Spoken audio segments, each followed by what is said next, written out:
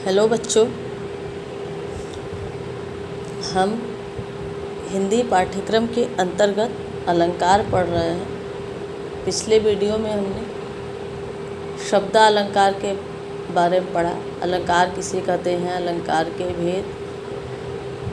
के भेद में हमने शब्दालंकार के बारे में पढ़ा। आज के इस वीडियो में हम अर्थालंकार के बारे में पढ़ेंगे। अर्थालंकार किसे कहते हैं? जो अलंकार शब्द पर आधारित न होकर अर्थ पर आधारित होते हैं उन्हें अर्थालंकार कहते हैं। जैसे कि जिस भी काव्य में अर्थ के माध्यम से चमत्कार उत्पन्न होता है वहाँ पे अर्थालंकार होता है। जहाँ शब्द के माध्यम से चमत्कार उत्पन्न होता है वहाँ पे शब्दालंकार होता है। तो अर्थालंकार किसे कहते हैं?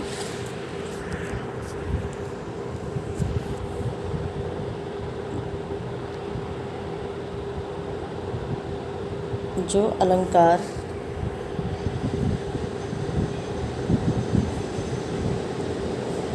शब्द पर आधारित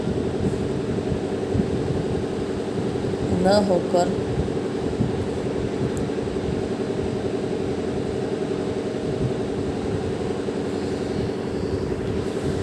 अर्थ पर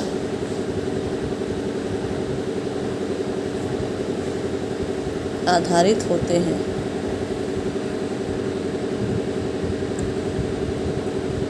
उन्हें अर्थालंकार कहते हैं।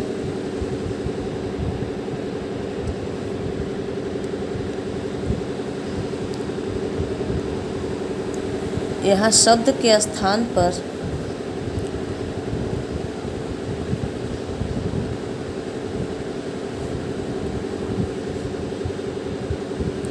उसका पर्याय रख देने पर भी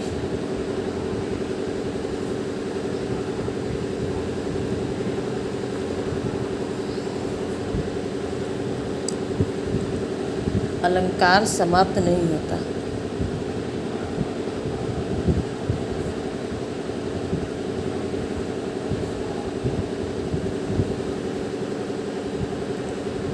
जबकि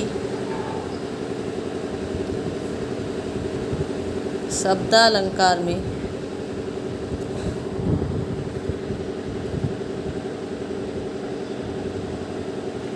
पर्याय रख देने पर अलंकार समाप्त हो जाता है।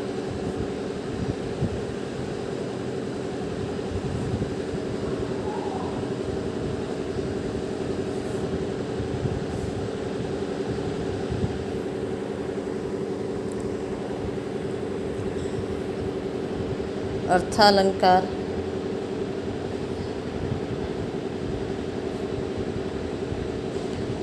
निम्न प्रकार के होते हैं।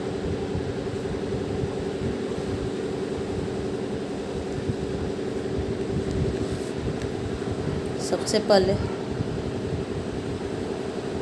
उपमा अलंकार। अब उपमा अलंकार किसे कहते हैं? समान धर्म के आधार पर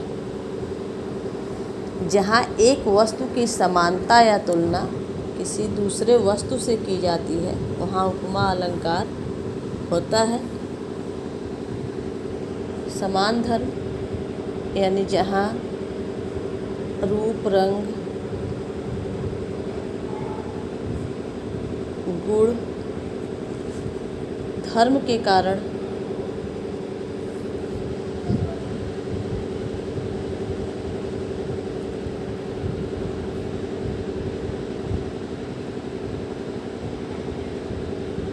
एक वस्तु की तुलना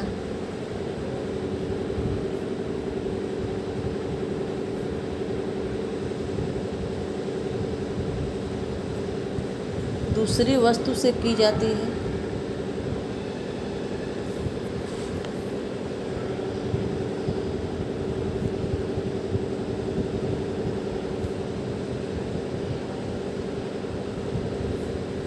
वहाँ उपमा अलंकार होता है।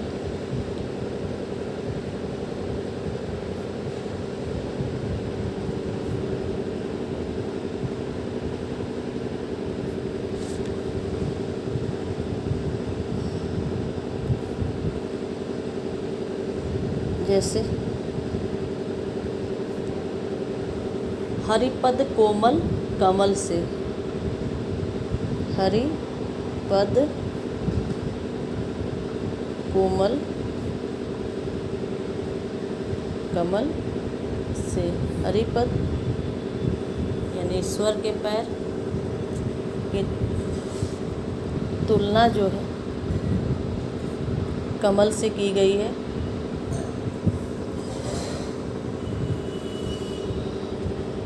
उपमा के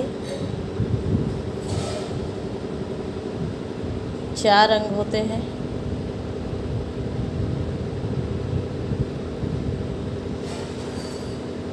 पहला उपमेय,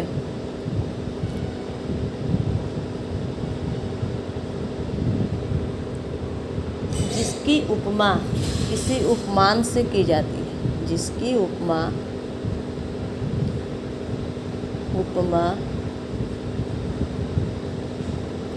किसी उपमान से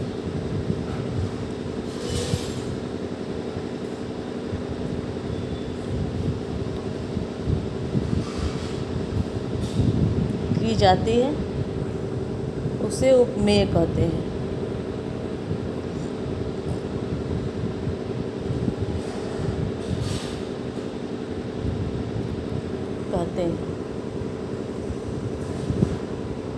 जैसे इस उदाहरण में हरिपद कोमल कमल से, इसमें उपमेय क्या हुआ? तुलना किसकी की जा रही है? हरिपद। किससे की जा रही? कमल से। तो हरिपद क्या है? उपमेय। इस उदाहरण में हरिपद जो है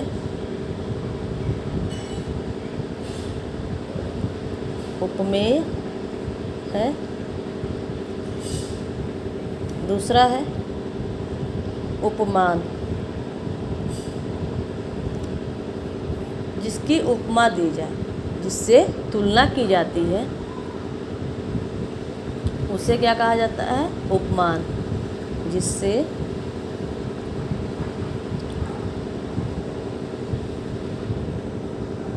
उपमा दी जाए या जिससे तुलना की जाए उसे उपमान कहते हैं। अब इस उदाहरण में हरिपद की तुलना किससे की गई है? कमल से। तो कमल क्या हो गया? उपमान। तो ऊपर के उदाहरण में कमल जो है उपमान है।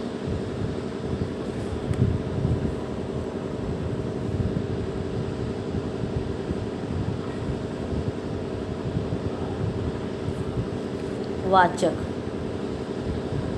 तीसरा इसका क्या है? वाचक। अब वाचक किसे कहते हैं? वाचक उस शब्द को कहते हैं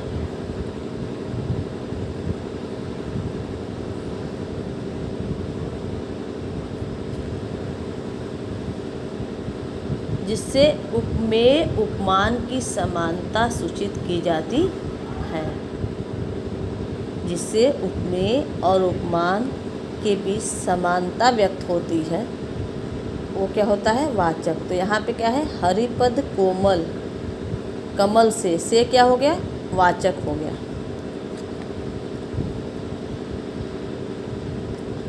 इस उदाहरण में से जो हो गया, जिससे समानता दर्शित होती है, जिससे समानता समझ में आती है, जिस शब्द से, उसे वाचक कहते हैं।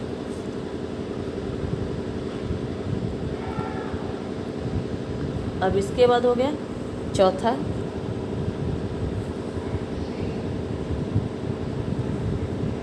साधारण धर्म।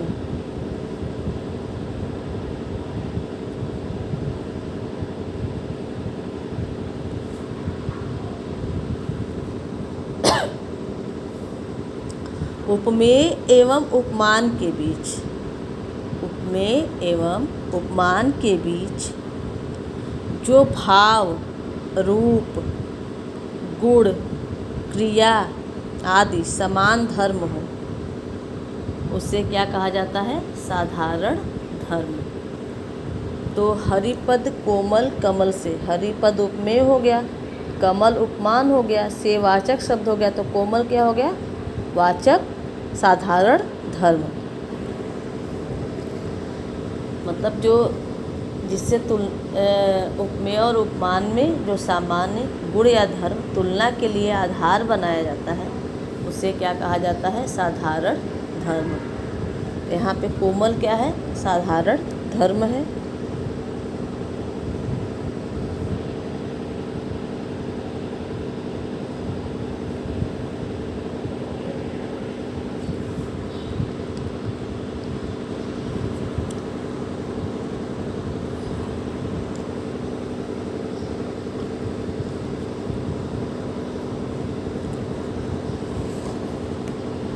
एक इसका एग्जाम्पल है, पीपर पात सरिसमन डोला।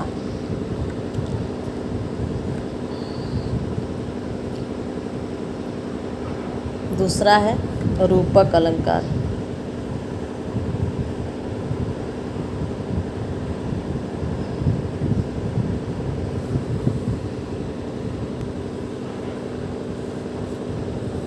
रूपक अलंकार जहाँ उपमेय पर उपमान का, जहाँ उपमेय पर उपमान का भेद रहित कोई भेद ना हो, भेद रहित आरोप हो, वहाँ रूपक अलंकार होता है। जहाँ उपमेय पर उपमान का भेद रहे, मतलब इसमें जो है कोई भेद ना हो, वहाँ पे रूपक अलंकार होता है। जैसे अंबर पनघट में डूबो रही, अंबर पनघट में डूबो रही। इसका उदाहरण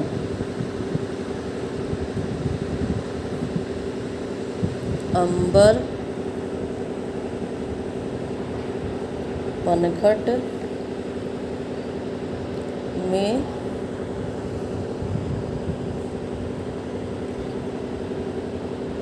डूबो रही, तारा घट उषा नागरी। अंबर पनघट मतलब आकाश रूपी पनघट में, अंबर पनघट आकाश रूपी पनघट में उषा नागरी, उषा नागरी मतलब स्त्री, उषा रूपी स्त्री। तारा घट, तारा रूपी घट मतलब घड़ा, तारा रूपी घड़ों। यहाँ पे क्या हो गया? आकाश रूपी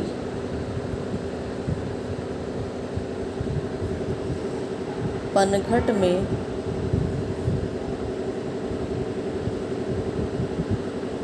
उषा रूपी स्त्री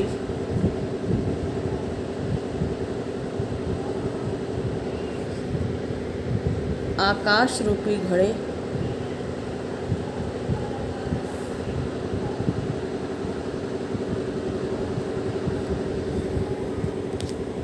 को डुबो रही है, आकाश रूपी घड़े को डुबो रही है।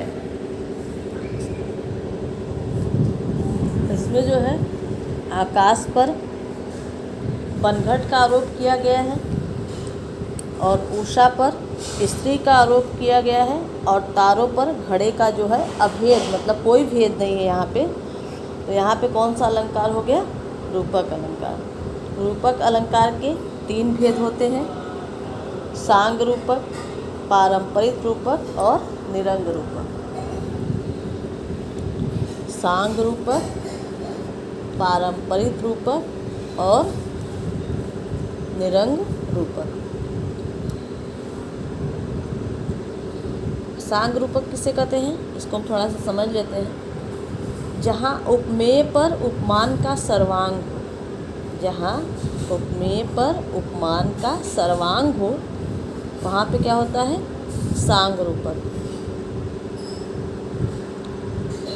और दूसरा है निरंग रूपक, जहाँ उपमेय पर उपमान का सर्वांग आरोप न हो वहाँ पे निरंग रूपक होता है।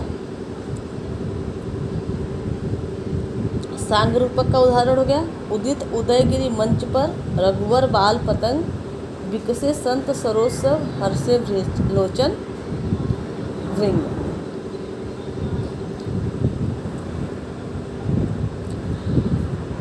जैसे कि यहाँ पे रघुवर, मंच, संत, लोचन आदि उपमेयों पर बाल, सूर्य, उदयगिरि, सरोज तथा भृंग आदि उपमानों का आरोप किया गया है, अतः यहाँ पे सारंग रूपक है। निरंग रूपक जो है, निज दरेर सो पवन पटल भारत फहरावत, यहाँ पवन जो है उपमेय में पटल उपमान का आरोप मात्र है, अतः यहाँ निरंग रूपक है। पारंपरिक रूपक, जहाँ एक मुख्य रूपक किसी दूसरे रूपक पर अवलंबित हो या जहाँ आरोप दूसरे का कारण बनता हुआ दिखाई जाए वहाँ पे पारंपरिक रूपक होता है। जैसे सुनत सुमंगल बैन मन, प्रमोद तन पुलक भर, शरद सरोरुह नयन, तुलसी भरे स्नेह जल। यहाँ पे स्नेह रूपी जल जो है मुख्य रूपक है और शरद सरोरुह रूपी नयन जो नामक दूसरे रूपक का अवलंबित है, इसलिए यहाँ पे पारंपरिक रूपक हुआ। और उपमा और रूपक अलंकार में कुछ अंतर होता है। जैसे पहला अंतर हो गया, उपमा में उपमेय और उपमान में भेद रहता है। उपमा में उपमेय और उपमान में भेद रहता है, जबकि रूपक अलंकार में दोनों में अभेद रहता है। उपमा में धर्म और वाचक का उल्लेख होता है, लेकिन रूपक अलंकार में इसकी कोई भी आवश्यकता नहीं होती है।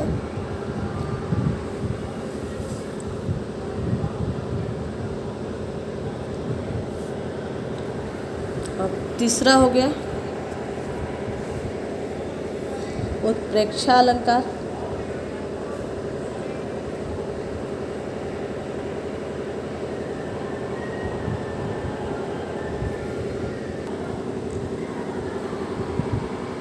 उत्प्रेक्षा अलंकार किसे कहते हैं, जहाँ उपमेय और उपमान की भिन्नता जानते हुए भी उपमेय में उपमान की संभावना की जाए, वहाँ पे उत्प्रेक्षा अलंकार होता है। जहाँ उपमेय और उपमान की भिन्नता जानते हुए भी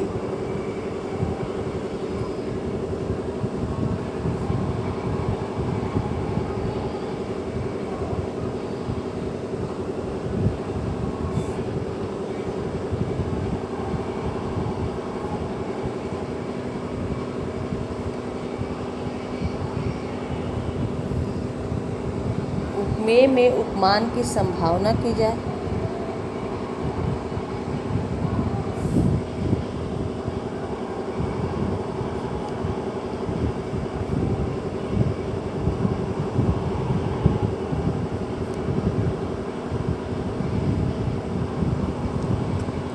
वहाँ उत्प्रेक्षा अलंकार होता है।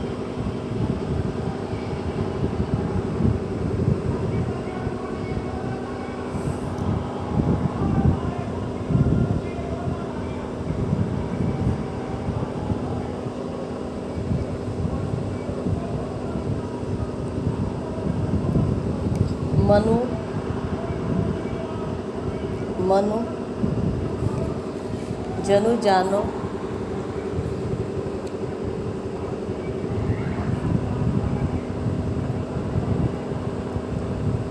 इव आदि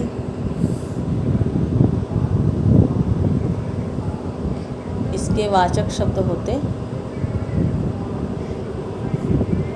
जैसे कि उपमा अलंकार में सरि सम से वाचक शब्द होते हैं, वैसे उत्प्रेक्षा अलंकार में मनु मनहु, जनहु, जानो, जनु, जानो, इव जो है इसके वाचक शब्द होते हैं।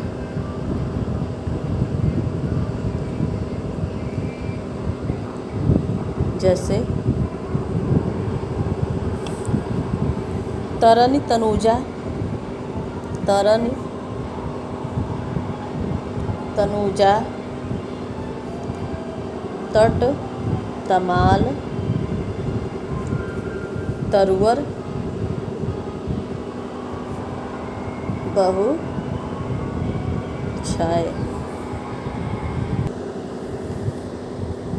झुके कूल सो,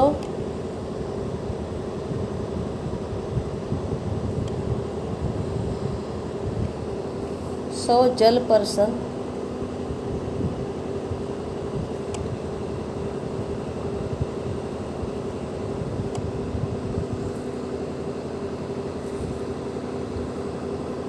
हित मनहु सुहाए, हित मनहु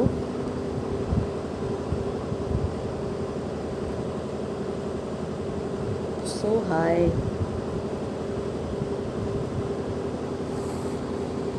इसमें जो है तरनी तनुजा, तट तमाल तरुवर बहु छाए, झुके कूल सो जल परसन, हित मनहु, मनहु वाचक शब्द है।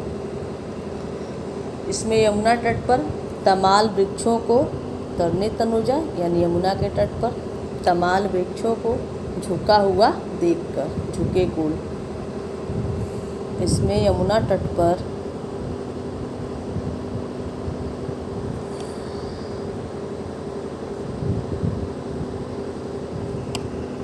तमाल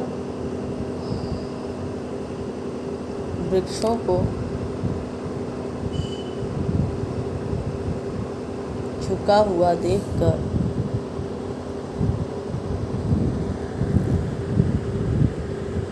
ऐसा प्रतीत हो रहा है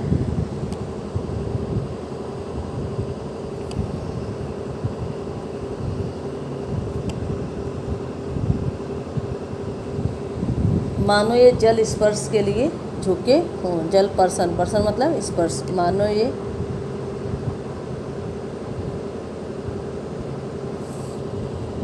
जल को स्पर्श करने के लिए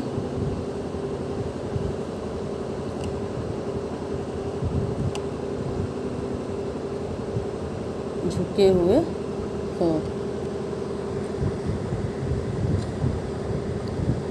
यहाँ पे कौन सा अलंकार हो गया? उत्प्रेक्षा अलंकार। अब उत्प्रेक्षा अलंकार के भी 3 भेद होते हैं। पहला वस्तु उत्प्रेक्षा, दूसरा हेतु उत्प्रेक्षा, तीसरा फल उत्प्रेक्षा। वस्तु उत्प्रेक्षा किसे कहते हैं? जहाँ किसी वस्तु में किसी अन्य वस्तु की संभावना की जाए, वहाँ पे वस्तु उत्प्रेक्षा होता है। जैसे मकराकृत गोपाल के सोहत कुंडल कान, धर्यो मनोहिय धरुसम देवढ़ी लसत निशान। ये बिहारी का दोहा है जो कि क्लास 11th के कोर्स में है। यहाँ श्री कृष्ण मकराकृत गोपाल के, यहाँ श्री कृष्ण के कानों, गोपाल यानी श्री कृष्ण जी, मकराकृत यानी मछली के आकार वाले, कुंडल सोहत कुंडल कान, यहाँ श्री कृष्ण के कानों की मछली के आकार वाले कुंडलों को देखकर कामदेव के ध्वज की संभावना की गई है। यहाँ दोनों वस्तुएं हैं, अतः यहाँ पे वस्तु उत्प्रेक्षा अलंकार होगा। दूसरा है हेतु उत्प्रेक्षा, जहाँ अकारण को ही कारण मान लिया जाए। जहाँ कोई कारण ना हो फिर भी कारण मान लिया जाता है, वहाँ पे हेतु उत्प्रेक्षा अलंकार होता है।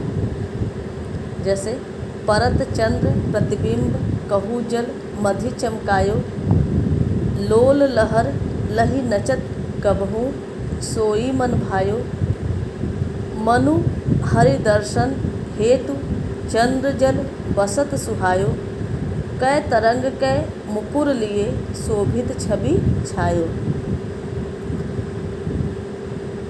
ये यमुना छवि भारतेंदु हरिश्चंद्र जी द्वारा लिखित है और यहाँ पे यमुना की लहरों में भरतचंद्र प्रतिबिंब, यहाँ जो है यमुना की लहरों में चंद्र के प्रतिबिंब को नाचते हुए देखकर भगवान श्री कृष्ण के दर्शन हेतु जल में चंद्रमा के बसने की संभावना की गई है, जो अकारण ही है, अतः यहाँ पर हेतु उत्प्रेक्षा अलंकार होगा। तीसरा है फल उत्प्रेक्षा। जहाँ झूठे फल को ही सत्य मान लिया जाए, जहाँ झूठे फल को ही सत्य मान लिया जाए वहाँ फल उत्प्रेक्षा अलंकार होता है। हेतु उत्प्रेक्षा में जहाँ कारणों में समानता होती है वहाँ फल उत्प्रेक्षों में उद्देश्यों में समानता होती है। हेतु उत्प्रेक्षा में जहाँ कारणों में समानता होती है, लेकिन फल उत्प्रेक्षा में उद्देश्यों में समानता होती है। जैसे हर्षहि निरखि रामपद अंका, मानहु पारस पायौ रंका। यहाँ भगवान राम के चरणों को देखकर दरिद्र मानो पारस मणि पा गया हो, उस असत्य फल का अनुमान किया गया है, अतः यहाँ पे फल उत्प्रेक्षा अलंकार है।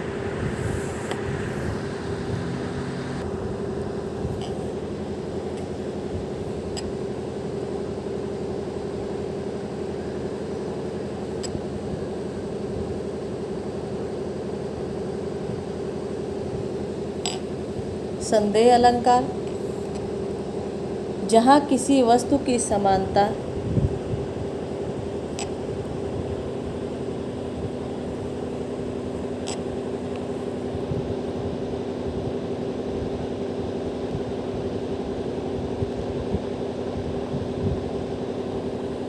अन्य वस्तु से दिखाई पड़ने से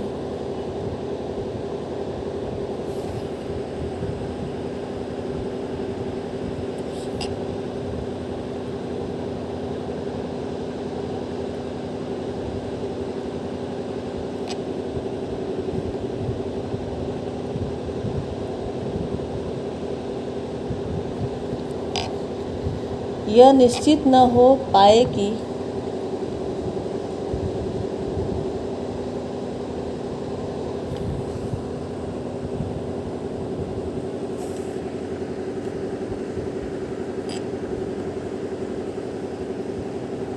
यह वस्तु वही है या कोई अन्य।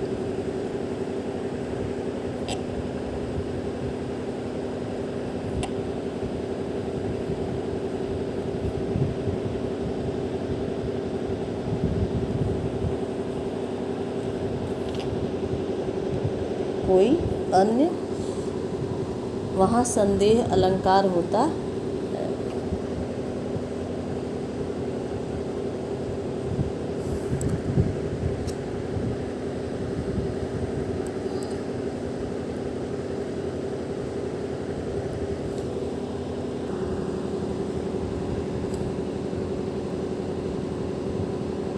उदाहरण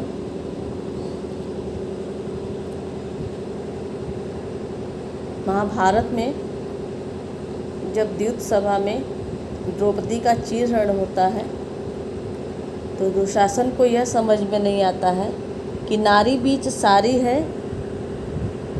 नारी बीच सारी है कि सारी बीच नारी है, नारी बीच सारी है कि सारी बीच नारी है।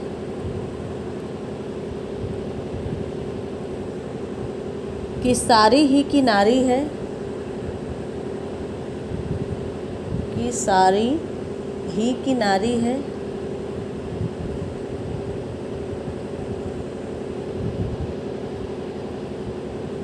कि नारी ही की सारी है।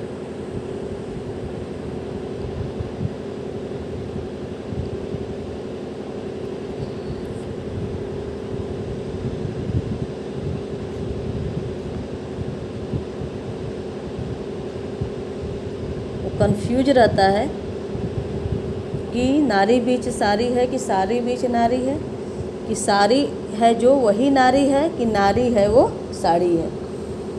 और इसका एक और उदाहरण है, केधो व्योम विधिका भरे हैं भूरी धूमकेतु, कैधो चली मेरुते कृषानुसारी भारी है।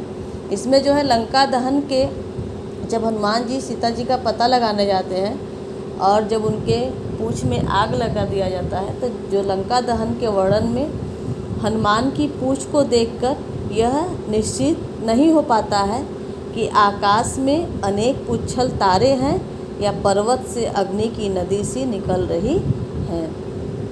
तो यहाँ पे संदेह अलंकार है। उसके बाद है भ्रांतिमान अलंकार।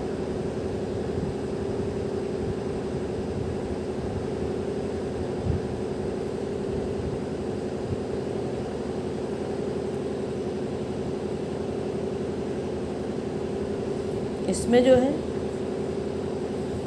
समानता के कारण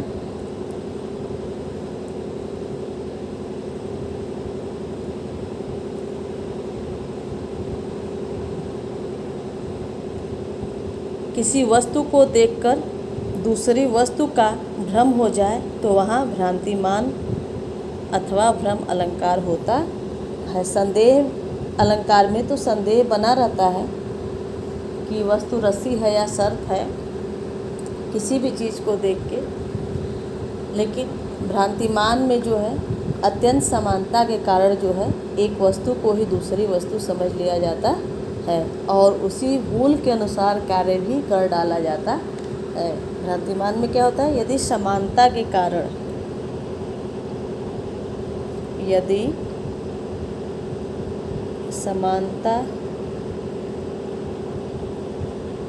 कारण किसी वस्तु को देखकर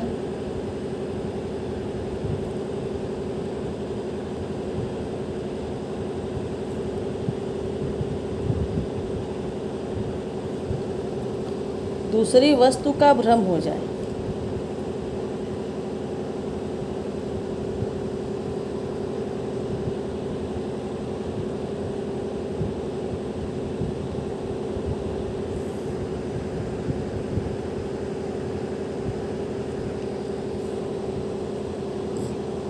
तो वहाँ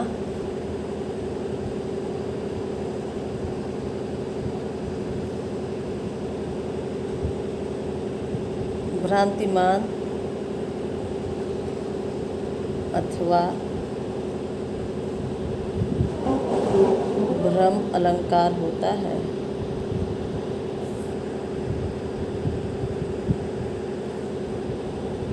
जैसे पाव महावर देन को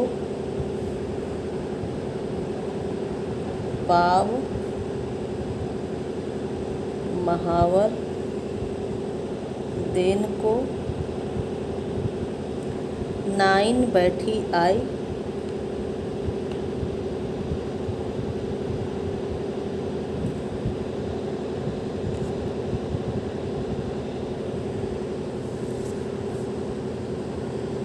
फिर जानी महावरी,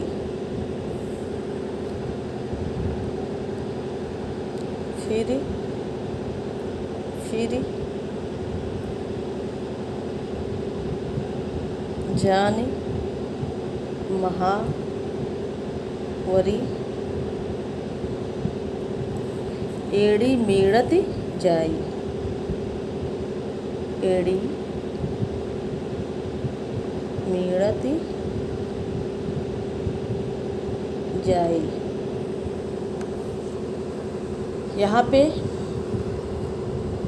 नाइन यानी जिसको कि हम लोग नाउन कहते हैं वो आई है नायिका के पैर में महावर लगाने को, लेकिन नायिका की लाल लाल एड़ी को देखकर जो नाइन है वो एड़ी को ही महावर जान बैठती है, उससे महावर का भ्रम हो जाता है नायिका के लाल एड़ी को देखकर, और वह उसी एड़ी को निचोड़कर रंग निकालना चाहती है।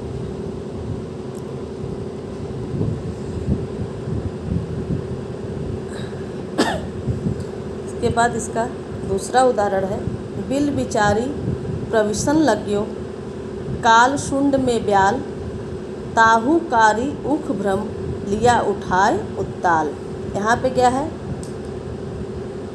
यहाँ पर सर्प को हाथी के सूंड में बिल का, बिल बिचारी प्रविशन लग्यो, यहाँ पर सर्प को हाथी के सूंड में बिल का और हाथी का साप देखकर, और हाथी को साप देखकर काली उख का, कारी उख भ्रम लिया।